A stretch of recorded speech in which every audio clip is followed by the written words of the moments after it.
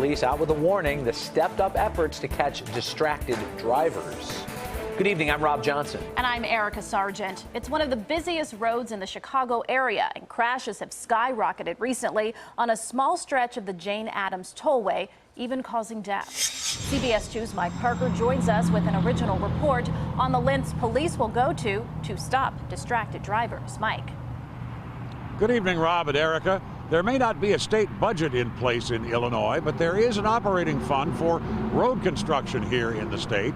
The state police, they're funded and they're out on the roads. So bad drivers beware.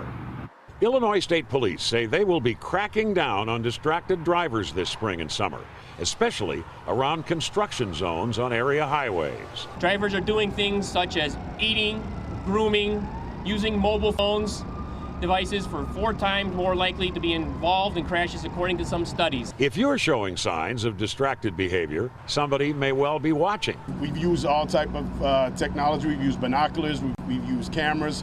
We've been able to pinpoint certain real hot spots. This is one of those hot spots, I-90, the Jane Addams Memorial Tollway. Since that huge reconstruction project began last year, the total number of crashes rose from 1,436 in 2014 to 2,193 in 2015. Last month, a limousine overturned near Route 25 on I-90.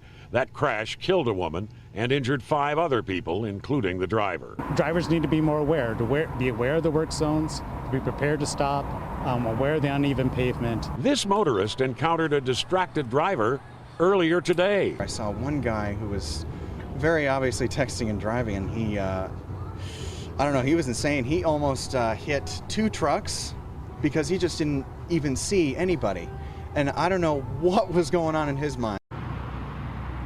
Well, we also talked today with another driver who voiced his dismay at distracted drivers. Then he went on to admit that he's on the road a lot, and so he eats a lot behind the wheel while he's driving.